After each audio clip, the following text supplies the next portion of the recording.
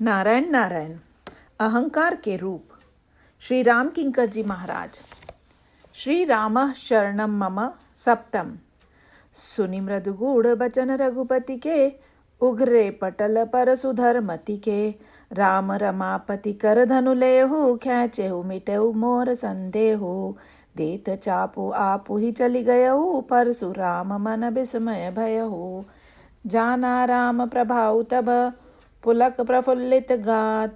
जोरी पानी बोले बचन, हृदय न प्रेम अमात। 1-284।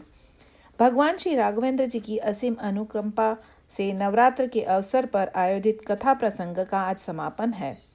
परम सौजन्यमयी सरला जी तथा श्री बसंत कुमार जी बिल्ला के स्नेह और श्रद्धा से कई वर्षों से इन प्रवचनों का आयोजन किया जाता रहा है, जहां हम लोग एकत्र होकर चर्चा करते रहे हैं।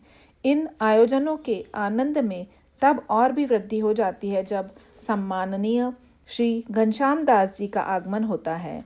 वे अनेक दृष्टियों से सौभाग्यशाली हैं, किंतु एक महान सौभाग्य यह है कि श्री राम के जन्मदिन से उनका जन्मदिन जुड़ा हुआ है, और हम लोग तो यह मानते हैं, पूजनीय प्रिय परम जहाते, सब मानी अहि राम के नाते। 2:76-7। पूज्यता और प्रियता की कसौटी श्री राम का नाता है। इस प्रकार प्रभु के जन्म से उनका नाता जुड़ा हुआ है और उनका अंतःकरण उनके रस से ओतप्रोत है। कर्मयोगी के रूप में तो वे प्रसिद्ध हैं ही, परंतु जिन्होंने ध्यान से कृष्णम वंदे जगत गुरुम का अध्ययन किया होगा, वे उनके भक्त हृदय को परखने में संदेह नहीं करेंगे। मैं इस शुभ अवसर पर उनके लिए मंगल कामना करता हूँ। उनके अनुभव से प्रेरित शब्दों के द्वारा भी सभी श्रोताओं को रस और उद्बोधन प्राप्त हुआ है। जो प्रसंग पिछले कई दिनों से आपके सामने चल रहा था, आइए उस पर संक्षेप में दृष्टि डालें। भगवान श्री राघवेंद्र द्वारा धनुर्भंग किया जाता है और श्री सीता जी जयमाल के द्वारा भगवान को वरण करती है। ऐसा लगता है कि जैसे अब कोई समस्या शेष नहीं रही, परंतु उसी समय परशुराम जी का आगमन होता है और राम के विरुद्ध राम का आक्रोश सामने आता है। अंततः भगवान श्री राघवेंद्र की वाणी की रहस्यमयता से जब परशुराम परिचित होते हैं और उन्हें ऐसा प्रतीत होता है कि ये तो साक्षात ईश्वर के अवतार हैं, तो वे उनसे अनुरोध करते हैं कि मेरे पास विष्णु भगवान का जो धनुष है, यदि आप उसे खींच दें और मेरे हृदय का संशय मिट जाएगा और मैं समझ लूँगा कि साक्षात विष्णु का अवतार हो चुका है। परशुराम जी ने अपने कंधे से धनुष उतारकर भगवान श्री राम की ओर बढ़ाया, परंतु उन्होंने उक्त धनुष को लेने के लिए हाथ नहीं बढ़ाया। गोस्वामी जी यहाँ कुछ भिन्न सी बात कहते हैं। सामान्यतः रामचरित्र संबंधी अन्य ग्रंथों में तो ऐसा वर्णन आता है कि भगवान राम ने परशुराम जी से धनुष लेकर उस पर बाण चढ़ाया और उनसे पूछा कि इसका प्रयोग मैं कहाँ करूं। लेकिन गोस्वामी जी इस घटना को भिन्न रूप से प्रस्तुत करते हैं। वे कहते हैं कि परशुराम जी से भगवान राम ने धनुष तो नहीं लिया, बल्कि धनुष स्वयं उनके हाथों से निकलकर श्री राम के हाथों में चला गया और उन्होंने बड़े आश्चर्य से देखा कि वह धनुष बिना चढ़ाए हुए भी चढ़ गया। तब वे श्री राम के स्वरूप को समझकर उनकी स्तुति करते हैं। इस परिवर्तन का मुख्य हेतु यह है कि रामचरितमानस की प्रक्रिया के अनुसार गोस्वामी जी ने राम का प्रतिपादन ईश्वर के रूप में किया है। गोस्वामी जी वहाँ बड़ी सुंदर युक्ति का प्रयोग करते हुए कहते हैं कि हंस वृत्ति के द्वारा ही हमें सांसारिक व्यक्तियों और भगवान के चरित्र का अध्ययन करना चाहिए, परंतु उसमें वे एक अनूठा परिवर्तन कर देते हैं।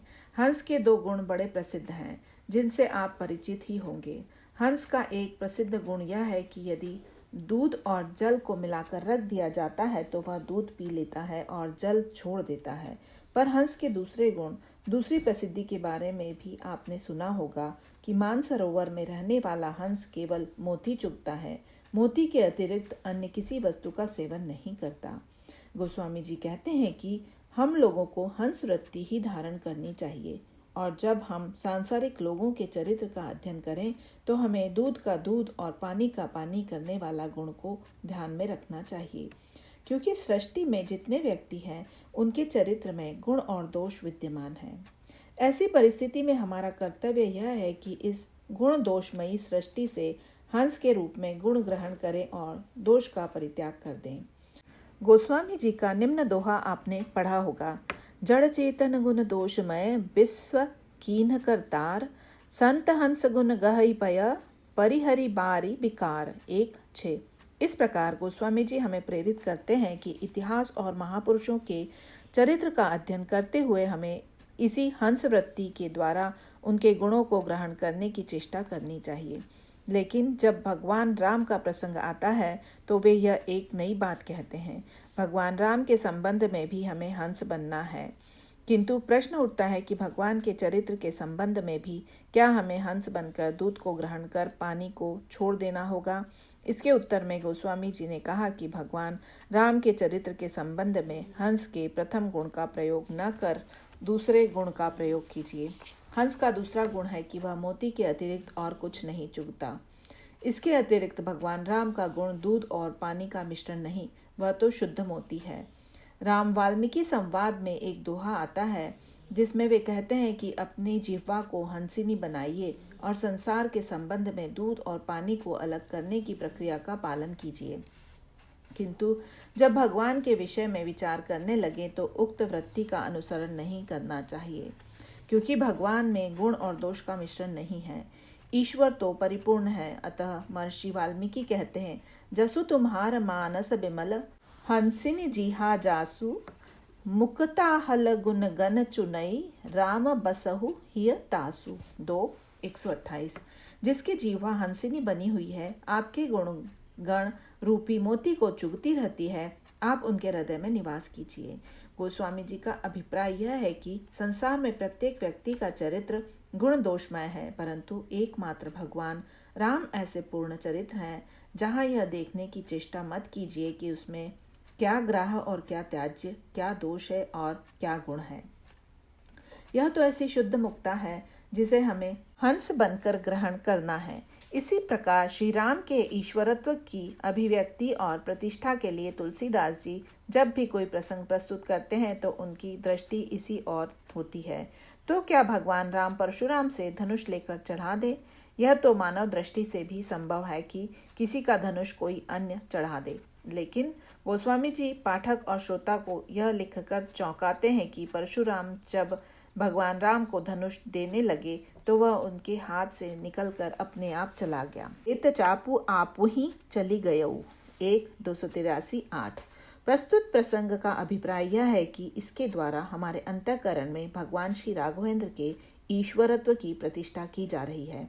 इसमें निहित दार्शनिक तत्व के संकेत सूत्र को ध्यान में रखिए। जैसा कि पिछले प्रवचनों में कहा जा चुका है, वस्तुतः भगवान श्री राघवेंद्र की ऐतिहासिक लीला के साथ साथ शाश्वती लीला के रूप में यह राम कथा हमारे और आपके जीवन से संबंधित है।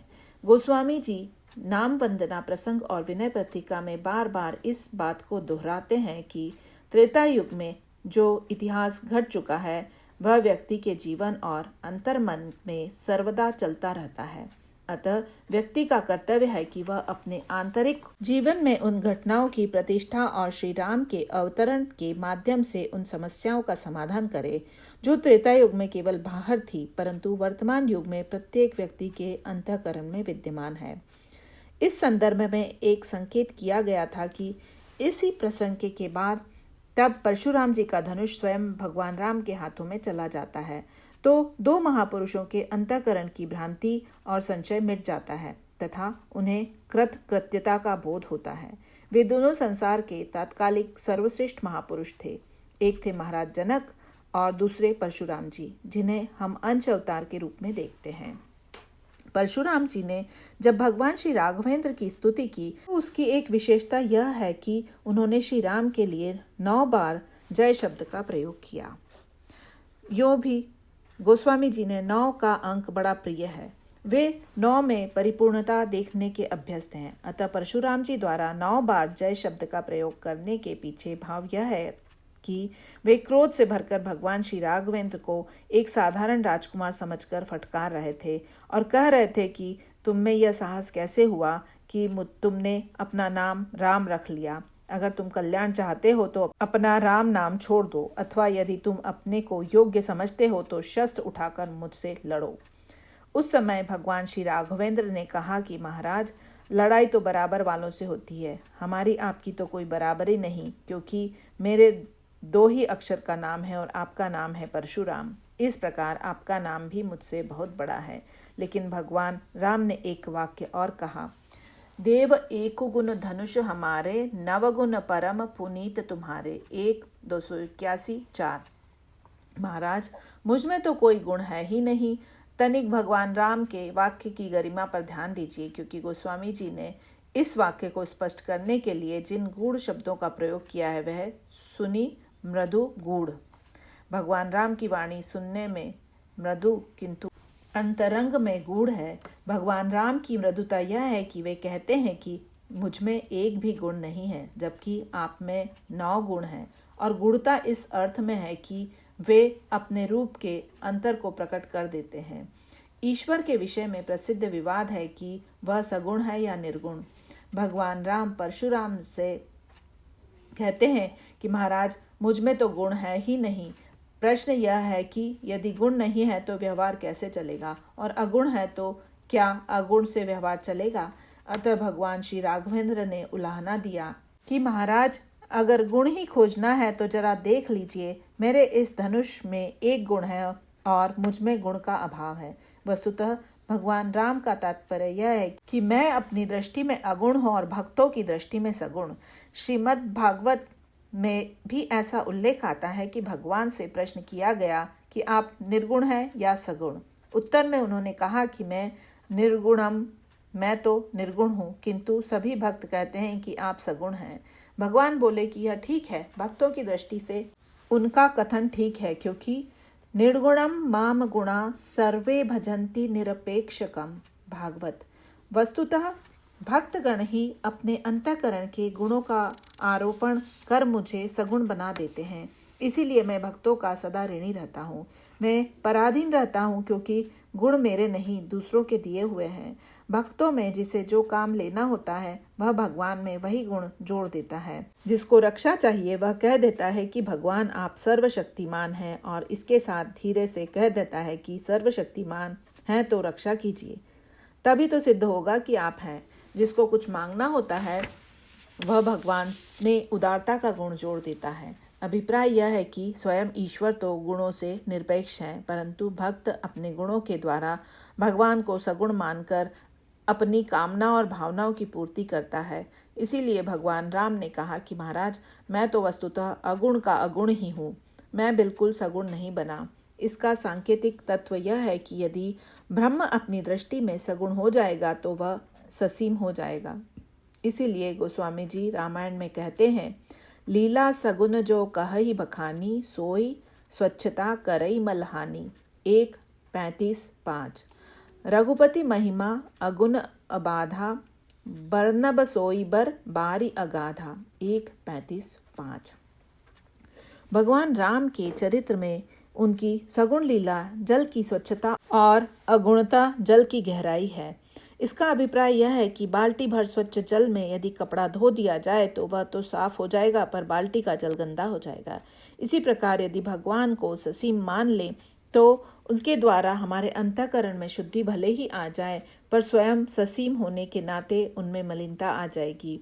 किंतु असीम जल होने पर उसके मलिन होने की कोई आशा नहीं रहती। इसी प्रकार ब्रह्म सगुण होते हुए भी निरंतर अगुण की असीमता में स्थित है, और इसीलिए उसका ब्रह्मत्व निरंतर शाश्वत है। परशुराम जी ने पूछा कि तुम मुझे क्या समझते हो। भगवान राम ने कहा कि महाराज, मैं तो समझता हूँ कि आप में 9 गुण हैं। देव एक गुण धनुष हमारे, 9 गुण परम पुनीत तुम्हारे। 1 281 4। मुझ में तो एक भी गुण नहीं है, और यदि गुण है भी तो केवल धनुष में है, जबकि आप में 9 गुण हैं। शास्त्रों में ब्राह्मण के 9 गुण बताए गए हैं। अतः मृदु शब्दों में तो यह स्तुति हुई, किंतु यदि गहराई से विचार करें तो भगवान का व्यंग यह है कि महाराज, कठिनाई यह है कि मैं क्षत्रिय नहीं बना, किंतु आप ब्राह्मण बन गए। उन्होंने स्वयं को ब्राह्मणत्व की सीमा में घेर कर अपने को छोटा बनाया या बड़ा बनाया। परशुराम बार बार यही तो कहते हैं, विश्व विदित क्षत्रिय कुल द्रोही। 1-271-6। भगवान राम ने कहा कि मुझ में और आप में यही अंतर है कि मुझ में कहीं गुणाभिमान नहीं और आप में गुणाभिमान विद्यमान है। आप स्वीकार करते हैं कि मुझ में विशिष्टता है। भगवान राम का दूसरा कटाक्ष यह था कि क्या आपने मेरे गुण को देखा?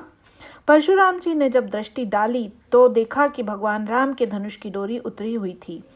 रामायण में आपने पढ़ा होगा कि जब भगवान राम को लड़ना होता था तो वे धनुष की डोरी को खींचकर बांध देते थे और लड़ाई समाप्त होते ही उसे फिर उतार देते थे।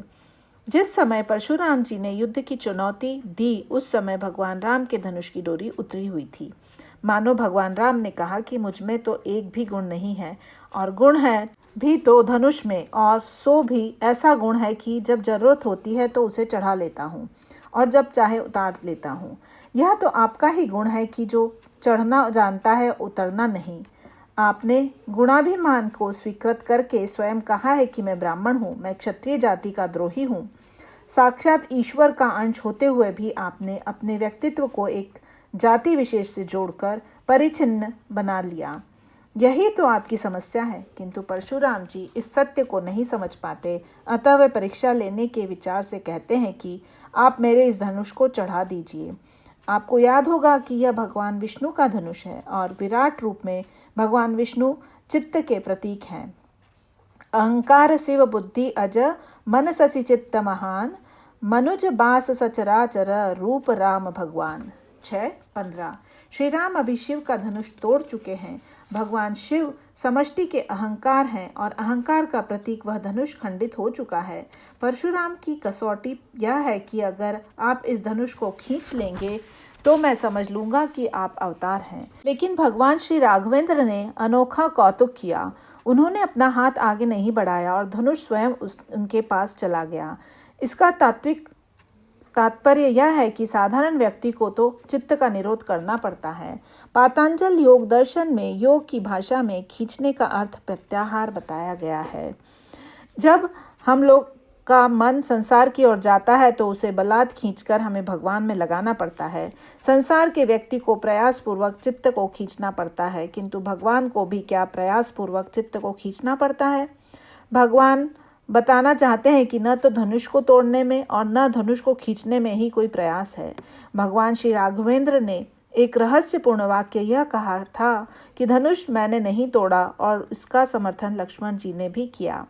छुअत टूट रघुपति हु न दोसु, मुनि बिनु काज करिय कत रोसु। 1-271-3। उन्होंने कहा कि महाराज छूते ही धनुष टूट गया, अब आप इसके लिए प्रभु को दोष क्यों दे रहे हैं? परशुराम जी ने मन में सोचा कि यह लड़का तो बहुत बड़ा ढीठ है, मुझे नीचा दिखाने के लिए कह रहा है कि धनुष तोड़ा नहीं टूट गया। परंतु आगे चलकर भगवान राम ने भी उनका समर्थन किया कि महाराज मैंने धनुष नहीं तोड़ा, बल्कि छुअत ही टूट पिनाक पुराना। 1-282-8। यह क्या दार्शनिक भाषा है? अर्थात कर्तृत्व रहित कर्म है। लोग कहते हैं कि भगवान राम ने धनुष तोड़ा, पर वे कहते हैं कि मैंने धनुष नहीं तोड़ा, और लक्ष्मण उनका समर्थन करते हैं। उधर परशुराम जी फरसा लेकर कह रहे हैं कि धनुष किसने तोड़ा। श्रीमद् भागवत में भी ऐसा ही एक प्रसंग आता है। एक दिन बालकों ने माँ यशोदा से शिकायत की कि कृष्ण ने मिट्टी खाई है। यह सुनकर माँ ने तुरंत धमकाते हुए श्री कृष्ण को बुलाया, हाथ में छड़ी ले ली और पूछा कि क्या तूने मिट्टी खाई है? भगवान कृष्ण ने उत्तर दिया, नाहम भक्षितवानम्ब। श्रीमद् भागवत।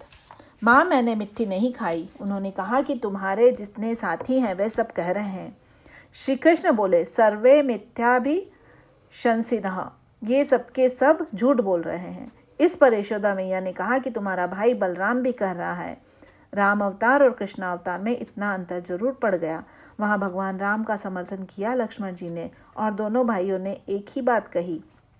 लेकिन यहाँ बात उलट गई, क्योंकि दोनों भाइयों में कभी कभी ठन जाती थी। अतः यशोदा जी ने बलराम से पूछा कि कन्हैया ने मिट्टी खाई या नहीं।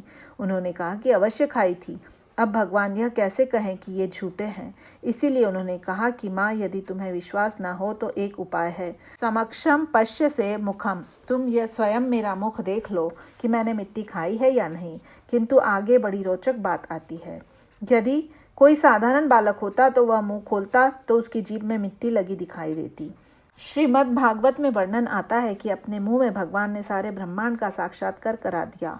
अपने मुंह में ब्रह्मांड को दिखाने का तात्पर्य यह है कि बाहर की वस्तु को खाया जाता है, लेकिन यहाँ तो सारा ब्रह्मांड मेरे भीतर समाया हुआ है, अतः मैं बाहर से क्या खाऊंगा। देखने वालों की भूल के लिए मैं क्या करूं।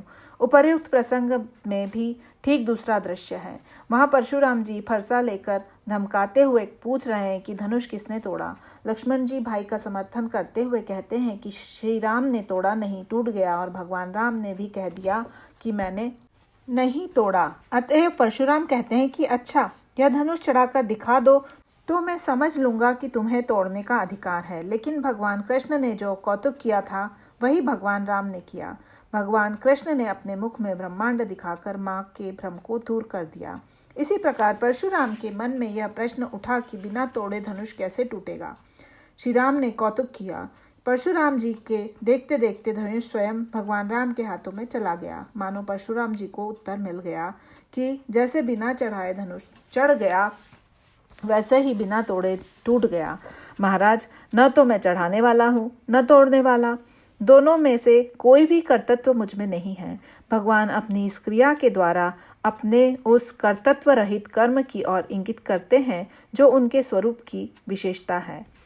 दूसरा संकेत यह है कि साधारण व्यक्ति प्रयास पूर्वक चित्त का निरोध करता है, किंतु पूर्णता में चित्तवृत्ति सहज ही निरुद्ध है। इसीलिए गोस्वामी जी ने रामचरितमानस में समाधि के दो भेद किए, समाधि और सहज समाधि।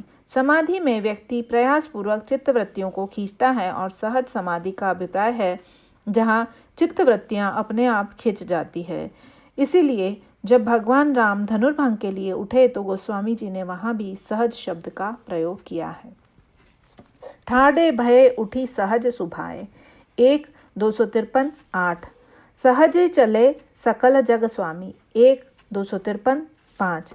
प्रस्तुत प्रसंग में भी भगवान श्री राघवेंद्र ने विष्णु भगवान के धनुष को सहज भाव से चढ़ने दिया। इसका तात्पर्य यह है कि महाराज, खींचने की आवश्यकता मुझे नहीं है। वस्तुतः अंश का स्वभाव है कि भगवान की सहज स्वयं पूर्णता के समक्ष वह स्वतः खिंचा चला जाता है। धनुष अंश है और वह भगवान की ओर अपने आप चला गया।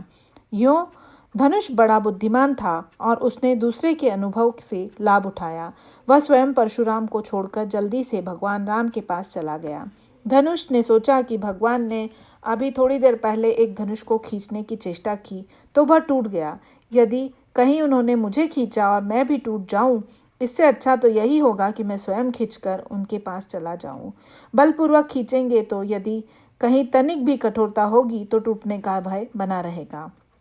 इसीलिए धनुष स्वयं चला जाता है। इस प्रकार तीसरी दृष्टि से देखें तो ईश्वर का लक्षण है, जो चेतन कह जड़ करई, जड़ ही करई चैतन्य, 7 119 ख। जो चेतन को जड़ और जड़ को चेतन बनाता है। धनुष देखने में तो जड़ है, किंतु यदि वह परशुराम जी को छोड़कर भगवान राम के पास चला गया तो मानो उसने बता दिया कि जब तक मैं आपके पास था तब तक जड़ था, लेकिन अब जड़ ही करही चैतन्य आ गया, साक्षात ईश्वर आ गया, तो मैं आपको छोड़कर स्वयं जा रहा हूँ। इसी से पहचान लीजिए कि श्री राम ईश्वर हैं और अपने अंतःकरण की भ्रांति को दूर कर लीजिए। इस प्रकार धनुष खींचने के बहाने चित्तवृत्ति के सहज निरोध की प्रक्रिया का वर्णन किया गया है। धनुष ने स्वयं भगवान के प्रति समर्पित होकर मानो यह संकेत किया कि चित्त का भगवान की ओर सहज भाव से आकृष्ट होना, समर्पित होना ही सहज समाधि है। यही स्थिति तब आती है जब परशुराम 9 बार जय शब्द का प्रयोग करते हैं। उन्होंने कहा कि महाराज, आपने मुझे 9 गुण वाला बनाया था, किंतु अपने में तो एक भी गुण स्वीकार नहीं किया, केवल धनुष में स्वीकार किया। अतः 9 बार जय शब्द के द्वारा मैं ये 9 गुणों भी आपके चरणों में अर्पित करता हूँ। लीजिए, ये 9 गुण भी आप ही ले लीजिए। इसका तात्पर्य यह है कि समस्त गुणों को स्वीकार कर लेने के बावजूद उनके द्वारा लोक कल्याण करने पर बंधन की सृष्टि न हो, यह सामर्थ्य तो आप में ही है। इसीलिए परशुराम अपना धनुष अर्पित कर देते हैं। इस प्रकार इस यात्रा में जब चारों प्रक्रियाएं संपन्न होती है तो जनक और परशुराम को कृतकृत्यता का बोध होता है। उक्त चारों प्रक्रियाओं की व्याख्या पहले की जा चुकी है। यह है ताड़का का वध, अर्थात मन की दुराशा मिटे, अहल्या का उद्धार। सहस सिलाहु मैं जड़पति भई है। विनय पत्रिका 181। बुद्धि की जड़ता का उद्धार हो। शंकर के धनुष के विखंडन का अर्थ है अहंकार का विनाश हो और भगवान विष्णु के धनुष का खिंच जाना चित्तवृत्तियों का निरोध है। जहाँ चारों कार्य संपन्न हो गए तो कहा गया कर्म की हो ही स्वरूप ही चीन्हे। 7:111-3। स्वरूप का अर्थ है अपना रूप, अतएव परशुराम को राम को ही पहचानना था, अर्थात राम ने राम को पहचान लिया, किंतु जो अपना है और स्वयं पूर्ण है उसी को पराया मानकर परशुराम जी भ्रांतिवश स्वयं को दुख दे रहे थे, क्रोध कर रहे थे। ज्यों ही धनुष के द्वारा समर्पण की प्रक्रिया पूर्ण होती है त्यों ही परशुराम जी के अंतःकरण की भ्रांति का निवारण हो जाता है। वे समझ जाते हैं कि मैं तो परीक्षा लेना चाहता था, किंतु सहज स्वतः सिद्ध पूर्ण ईश्वर के निकट धनुष स्वयं समर्पित हो जाता है। गोस्वामी जी कहते हैं कि इसीलिए राम नाम का जप किया जाता है। जब हम प्रेम से नाम जप करेंगे तो ताड़का मरेगी, अहल्या का उद्धार होगा, धनुष टूटेगा और परशुराम का गर्व भंग होने के पश्चात कृतकृत्यता का बोध होगा, समर्पण की वृत्ति आएगी। इसीलिए भगवान राम और परशुराम के संवाद का प्रसंग मात्र विनोद की सामग्री नहीं है। परशुराम जी स्तुति करते हुए कहते हैं, जय रघुबंश बनज बन भानु, गहन दनुज कुल दहन कृसानु, जय सुर विप्र धेनु हितकारी, जय मद मोह कोह ब्रह्महारी। 1:284, 1:2।